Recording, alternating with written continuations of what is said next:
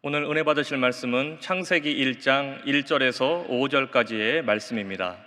창세기 1장 1절에서 5절까지의 말씀을 다 같이 봉독하겠습니다. 태초에 하나님이 천지를 창조하시니라.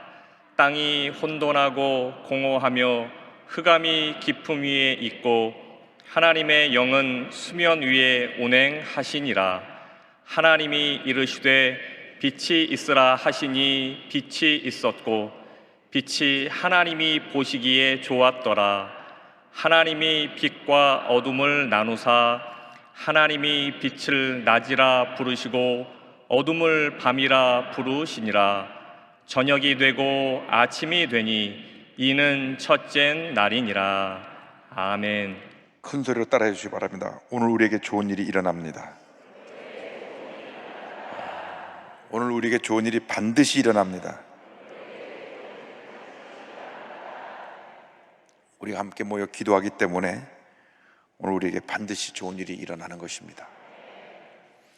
창세기 1장 1절로 5절의 말씀 가지고 창조의 역사 같은 제목으로 말씀을 함께 나눕니다. 성경은 하나님의 천지 창조로부터 시작됩니다. 성경을 처음 착 펼치면 창세기 1장 1절에 태초에 하나님이 천지를 창조하시니라.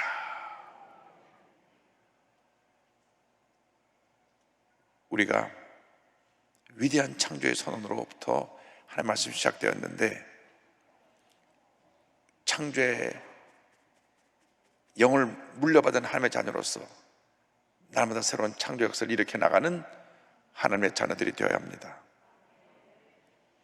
창조라는 말이 히브리 원어로 빠라라 그러는데, 이 빠라라는 말은 아무것도 없는 것을 새로 만들어내는 것, 무엇을 갖고 만들어내는, 있는 재료 갖고 만들어내는 것도 창조를 하지만은 성경에 있는 창조는 무에서 유를 만드는 것을 말합니다. 그래서 새해에 창조의 영을 받은 우리들이 이제 새로운 역사를 창조해 나가야 합니다. 지금 코로나19가 1년째 계속되고 있어서 너무나 힘들고 어렵지만은 이 어려울 때일수록 우리가 도전하고 또 도전하고 또 도전해서 새로운 역사를 만들어내고 하나님의 큰 은혜와 축복을 받는 우리 모두가 되어야 할 것입니다. 오늘 성경을 보면 성경이 공허한 세계였던, 창조 전에 공허한 세계였던 것을 말씀하고 있습니다. 1장 2절에 땅이 혼돈하고 공허하며 흑암이 깊음 위에 있고 하나님의 영은 수면 위에 운행하시니라, 이렇게 말씀합니다. 모든 것이 창조하기 전에 땅이 혼돈과 공허 속에 아무런 형체도 없이 텅 비어 있었습니다. 영적으로 볼 때 이 세상은 죄로 뒤덮인, 흑암과 허물로 뒤덮인 세상입니다. 가진 사람들이 탐욕과 허영심 속에서 더 가지려고 하니까 마음에 공허감을 메꿀 수가 없습니다. 아무리 많은 물질을 가져도 그것이 마음의 행복을 가져오는 것이 아닙니다. 우리 마음속에 주님의 은혜가 있어야 그것이 행복입니다. 그것이 기쁨입니다. 그것이 축복입니다. 그런데 갖지 못한 사람들은 갖지 못한 이 어려움의 장벽 속에서 마음에 공허감을 느낍니다. 자꾸 비교합니다. 저 사람 중에 큰 집에서 사는데 나는 이것이 무엇인가? 저 사람은 돈을 이렇게 버는데 나는 돈을 벌지도 못하고 늘 비교하면서 좌절합니다. 코로나19가 장기화되어 가면서 이 공허감과 절망이 더욱 깊어져 갔습니다.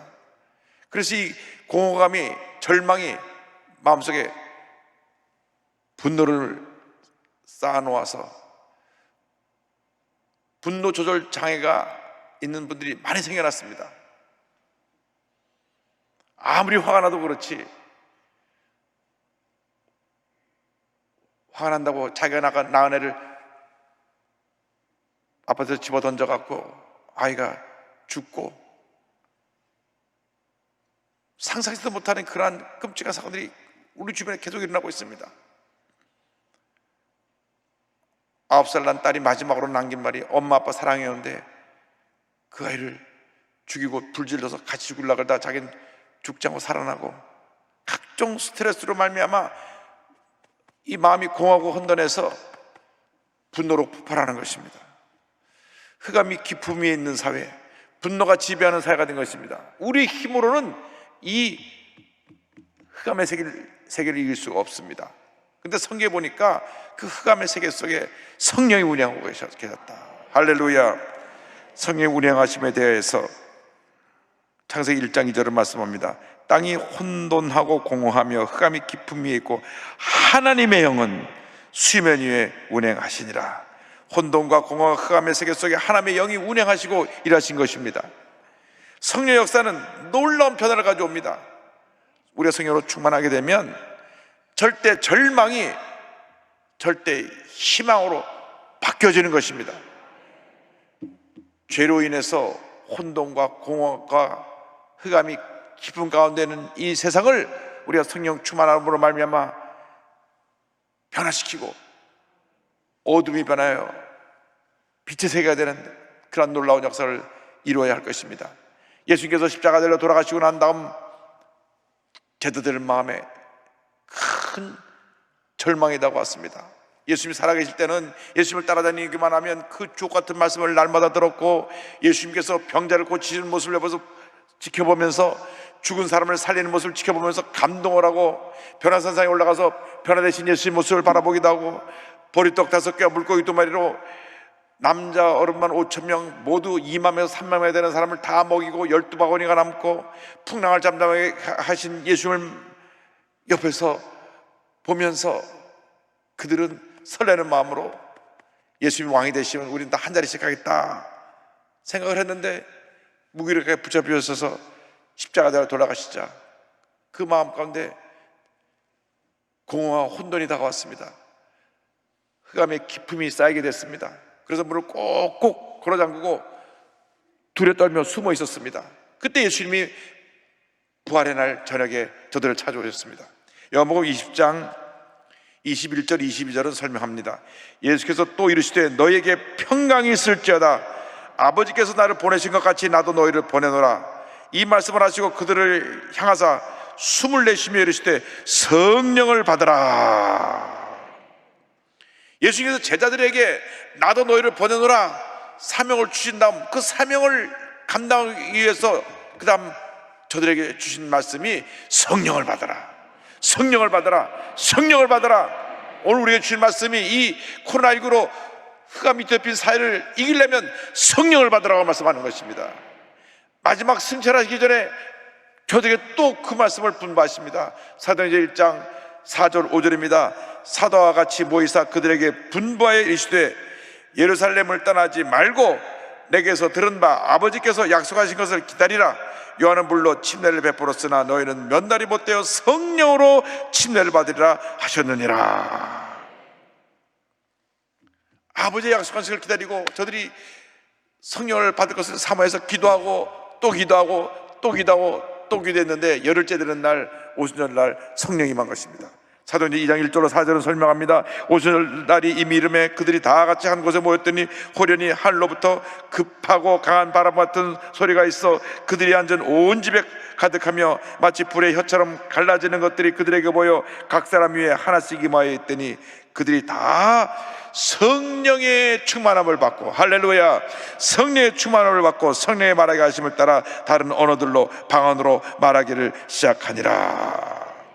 성령을 받는다면 완전히 그 삶이 변화된 것입니다. 두려워 숨어있던 저들이 문을 박차고 뛰어나가서 말씀을 선포할 때 하루 3,000명, 5,000명 수많은 사람들이 주 앞에 회개하고 돌아 나왔습니다. 성령 받으면 이와 같은 놀라운 변화가 다가오는 것입니다. 성령의 역사는 절망을 희망으로, 죽음을 생명으로, 죄를 거룩함으로 바꾸어 놓는 것입니다. 요한 웨슬리는 죄종의 가정에 태어나서 영국의 명문 옥스퍼드 대학을 나오고 미국 조지아주의 선교사로까지 파송되었던 사람입니다. 그런데 선교사에게 실패하고 돌아와서 그 절망과 공허가 마음을 짓누르고 있을 때에 풍랑 가운데 만났던 모라비안 교도들이 생각났습니다. 배가 풍랑이 일어나는데 찬송을 부르며 기도했던 그들의 모습이 눈에 선해서 그들이 예배드린 장소를 찾아갑니다. 1738년 5월 24일 저녁 8시 45분 수요일 저녁에 성도들이 모여서 말씀을 듣는데 로마서 강해 1장을 하는데 마음이 뜨거워져서 불이 임했던 것입니다. 그 뜨거운 불이 임해서 하나님의 가운데 그날 눈물 콧물 쏟으며 성령의 은혜를 체험하고 완전히 그의 삶이 바뀌어졌습니다. 그가 목사였고 선교사로 갔었지만은 성령 받기 전에는 무기력한 죄정이었던 것입니다. 그러나 그날 성령 받고 나서 완전히 그의 삶이 변화가 되어서 온 세계를 다니며 놀라운 이 성령 역사로 말미암아 수많은 사람들의 영혼을 구원하고 하나님의 큰 역사를 이루는 위대한 종이 되었습니다. 그래서 그 요한 웨슬리 감독의 부흥의 그 열정을 이어받아서 생겨난 교단이 감리교단입니다. 감리교단.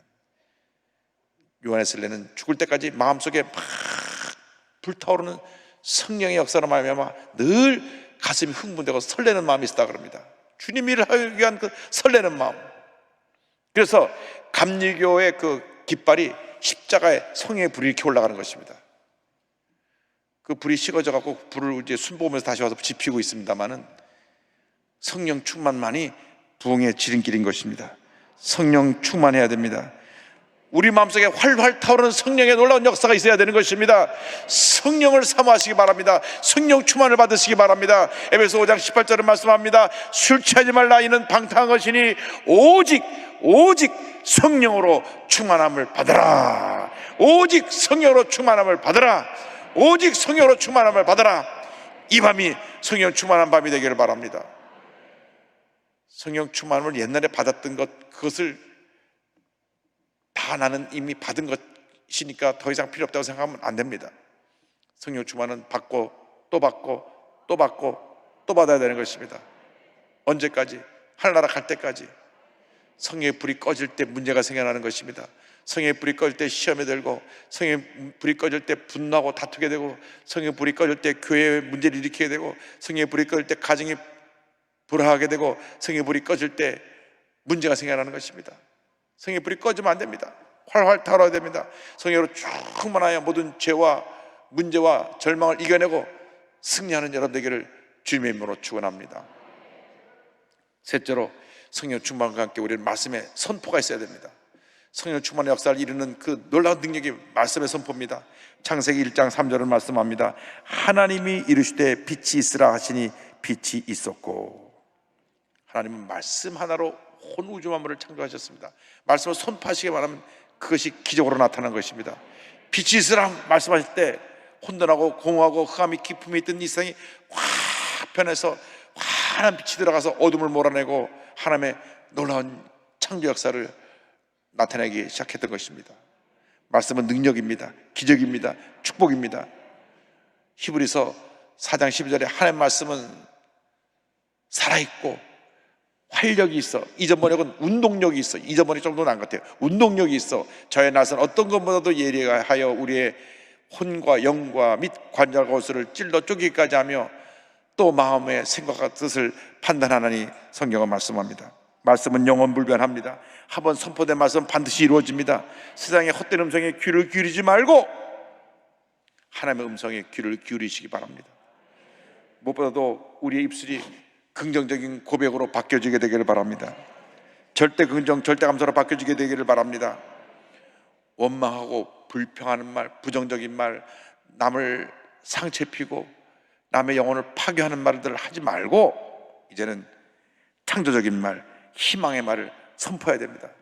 이 하나님의 말씀에 모든 하나님의 축복이 다 담겨 있습니다. 이 축복을 선포해야 되는 것입니다. 이 말씀이 육신을 입고 이 땅에 오신 분이 바로 예수님이십니다. 예수님은 그 말씀의 놀라운 역사를 이 땅에서 이루시고 우리에게 그 놀라운 축복을 전해주신 분입니다. 말씀하실 때 풍랑이 잠잠해졌습니다. 말씀하실 때 죽은 자가 살아났습니다. 중풍병자가 일어났습니다. 바데메오가 눈을 떴습니다. 하나님의 말씀의 능력은 지금도 살아 역사하는 것입니다.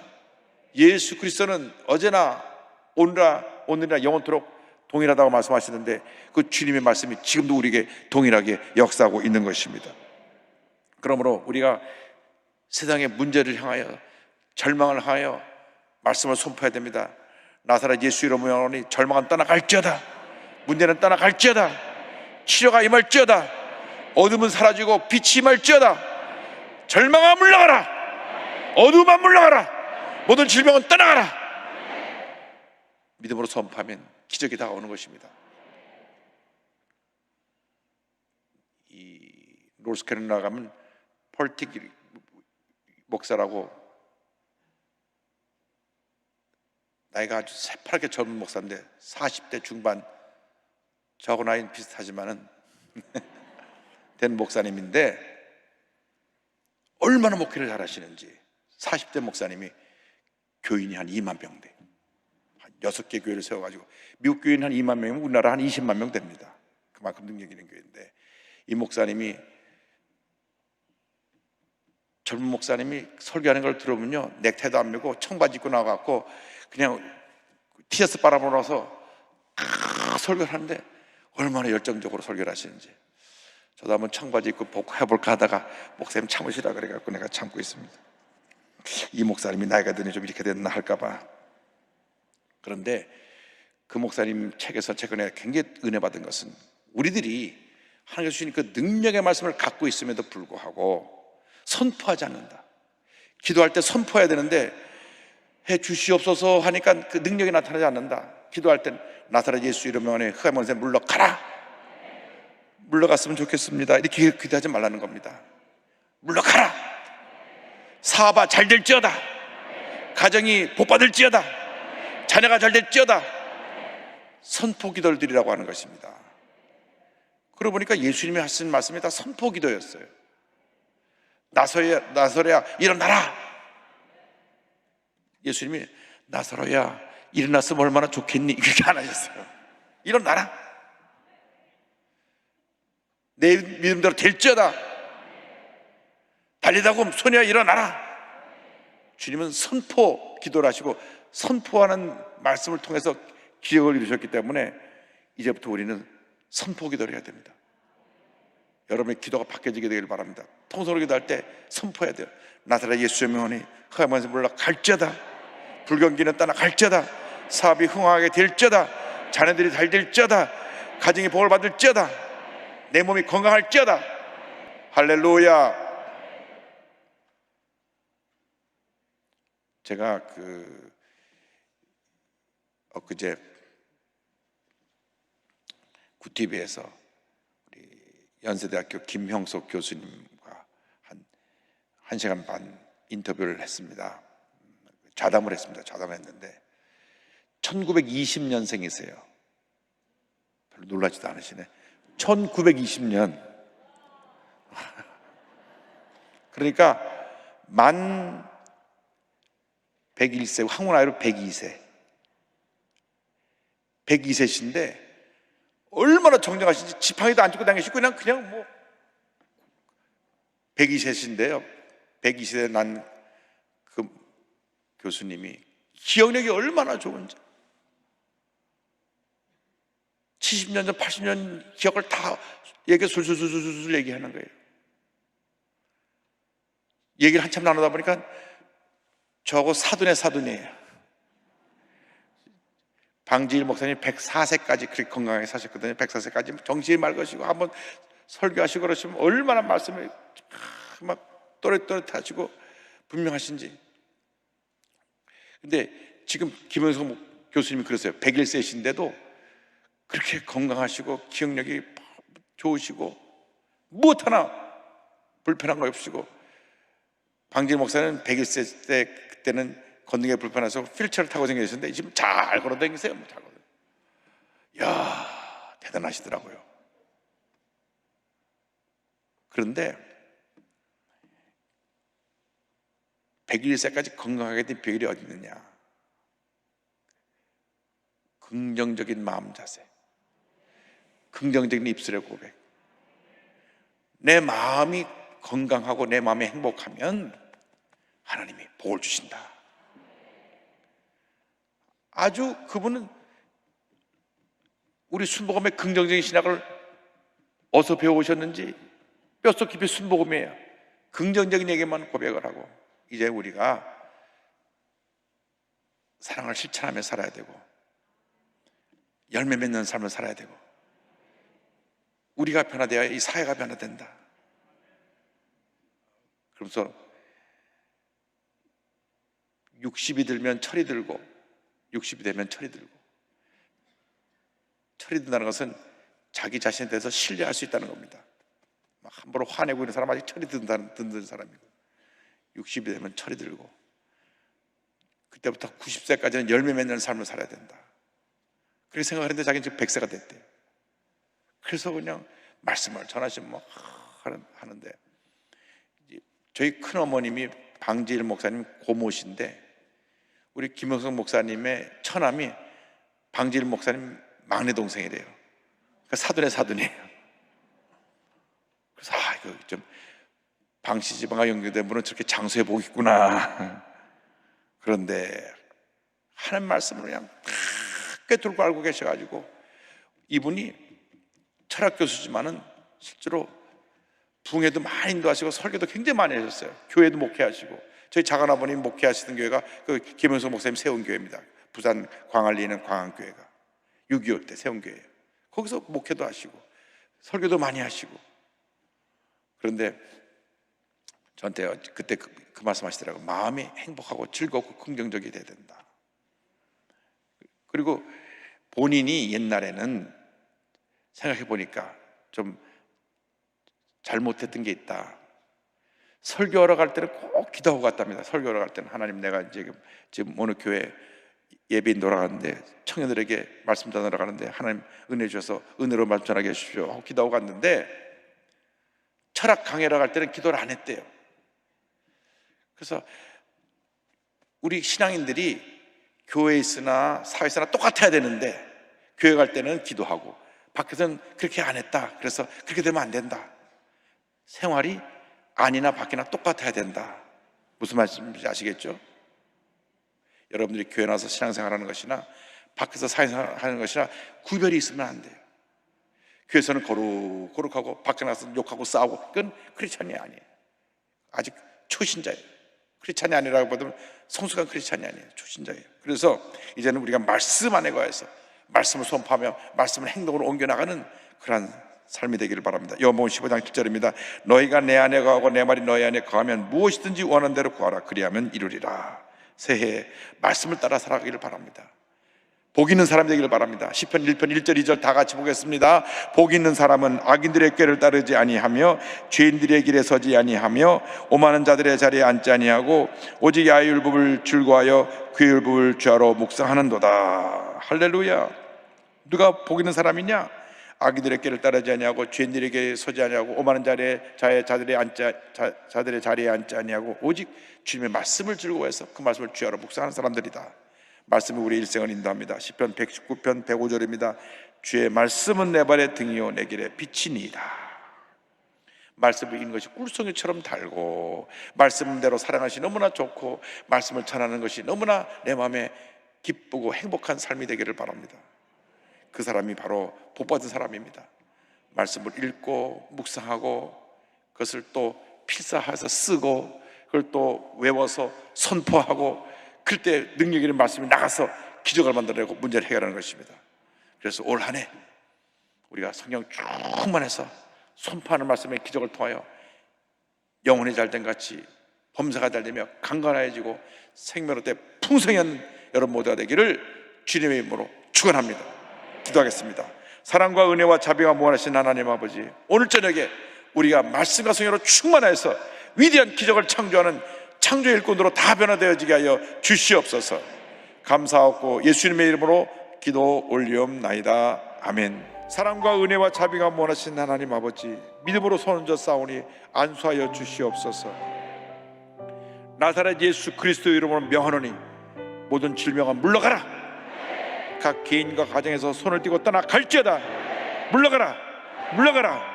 심한 두통, 불면증, 우울증, 노려제, 정신질환은 물러갈지어다.